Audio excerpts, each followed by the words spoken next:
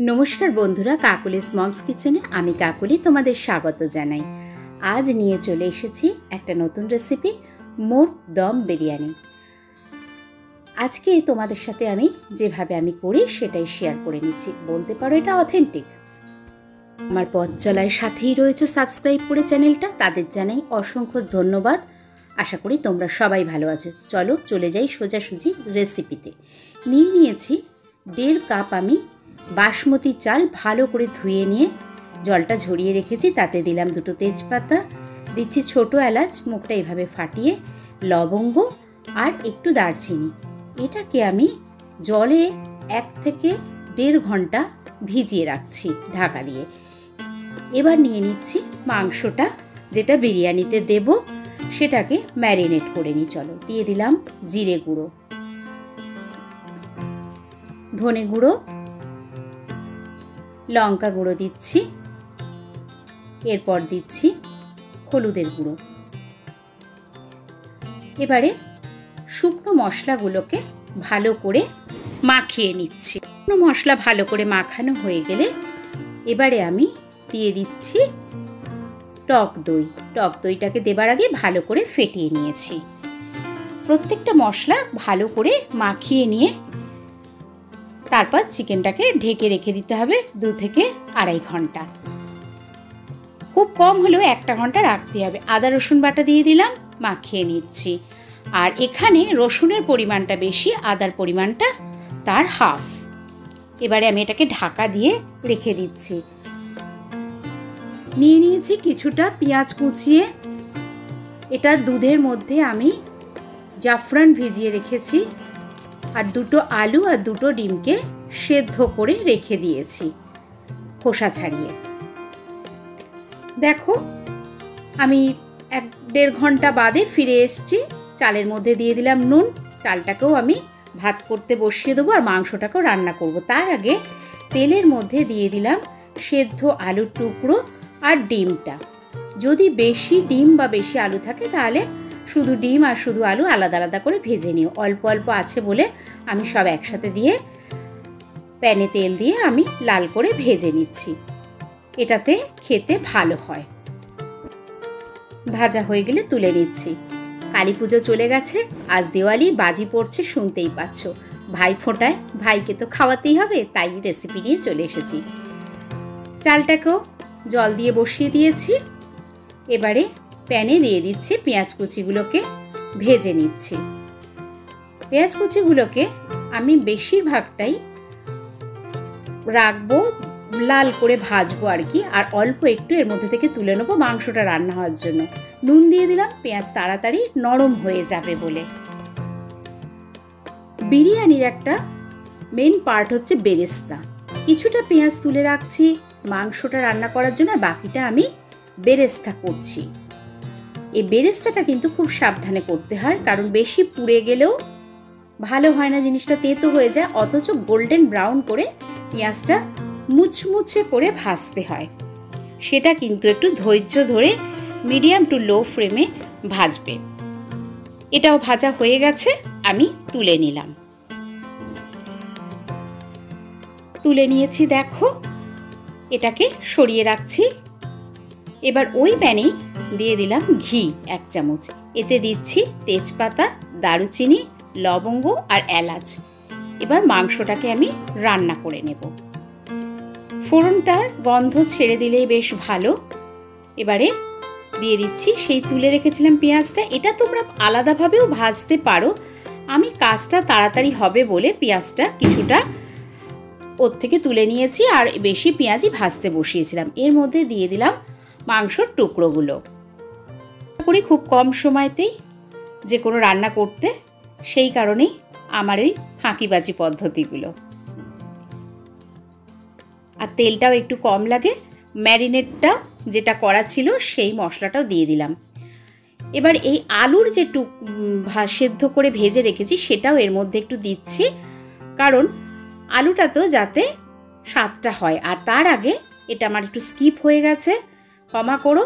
যেটা আলুটাতে আমি একটু কাঁটা চামচ দিয়ে ফুটো করে নিয়েছিলাম ভেতরে স্বাদদার মশলাটা ঢোকার জন্য। দিয়ে দিলাম পরিমাণ মতো নুন।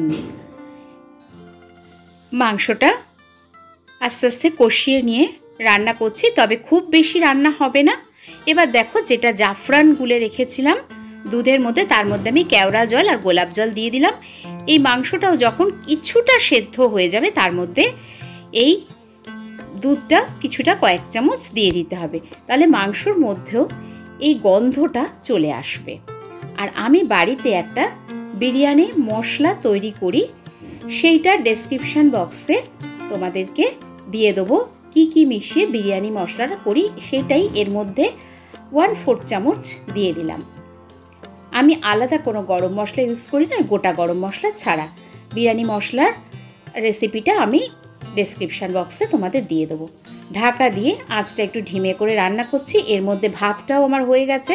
দেখো, ভাতটা কিন্তু যখনই ফুটে 50% সেদ্ধ হবে, দেখবে চালটা ফাটা ফাটা দাগ হয়েছে, সঙ্গে সঙ্গে ওটাকে নামিয়ে নিয়ে জল ঝরিয়ে ভালো করে ঠান্ডা জলে ধুয়ে নেবে। এবারে একটা মোটা বটমের কড়াই নিয়েছি, তাতে একদম মাঝখান করে ছড়িয়ে দিচ্ছি তলার দিকে তেজপাতা, নিয়ে নিয়েছি লোহার চাটু, তার মধ্যে ওই কড়াইটা বসাচ্ছি। তেজপাতাটা দিচ্ছি এই কারণে যাতে তলার দিকটা ধরে গেলেও তেজপাতাটা নষ্ট হয়, আমার খাবারটা নষ্ট না হয়। বিরিয়ানি করতে গেলে কিন্তু প্যানের গায়ে লেগে যায়। আচ্ছা, তার উপর দিয়ে দিলাম মাংসটা, মাংসর যে গ্রেভিটা সেটাও দিয়ে দিচ্ছি। দেখো, ঠিক যেভাবে সাজাচ্ছে সেইভাবেই সাজাতে হবে।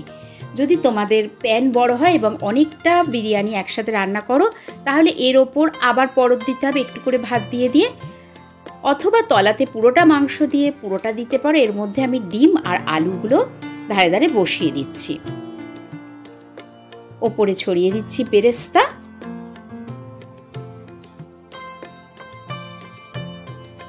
এরপরে দেখো, ঠিক এইভাবেই সাজাবো। এরপরে সেই বিরিয়ানি মশলা কিছুটা ছড়িয়ে দিলাম। এর মধ্যে দিয়ে দিচ্ছি ঘি। ঘি কিন্তু বিরিয়ানিতে দিতেই হবে, না হলে সেই টেস্টি আসবে না। দিয়ে দিচ্ছি মিঠা আতর, ওই যে দুধটা জাফরান মেশানো তার মধ্যে 2 ফোঁটা মিঠা আতর দিয়ে দিলাম, এটাই বিরিয়ানির গন্ধটা সুন্দর আনে। এবার এটাকেও ছড়িয়ে ছড়িয়ে দিয়ে দিলাম।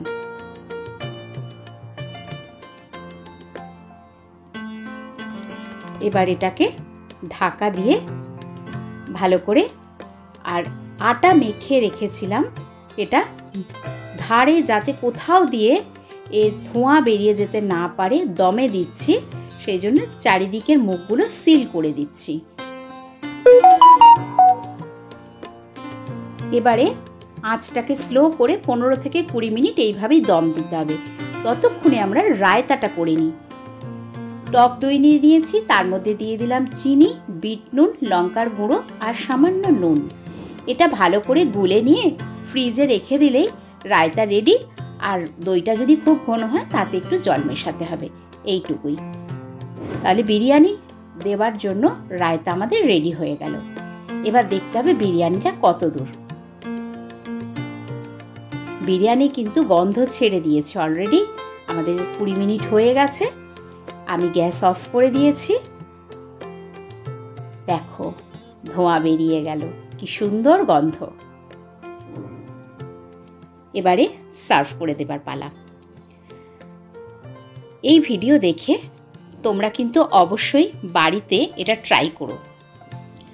ভালো লাগলে ভিডিও নিজের বন্ধুদের মধ্যে শেয়ার করে নিও, নিজের আত্মীয়দের মধ্যে শেয়ার করে নিও। বাড়িতে সবাইকে খাইয়ে কেমন লাগলো সেটা কমেন্ট বক্সে আমাকে জানাতে ভুলো না কিন্তু একদম। তোমাদের কমেন্ট কিন্তু আমার কাছে বিরাট ইন্সপিরেশন। আর যারা আজকে আমার চ্যানেলটা নতুন দেখছো, এখনও সাবস্ক্রাইব করোনি, তারা প্লিজ সাবস্ক্রাইব করে নিও। নতুন নতুন রেসিপি পাবে, আপডেটটা দিলেই তোমরা জানতে পেরে যাবে। দেখো, সার্ভ করে দিয়েছি, কেমন লাগছে।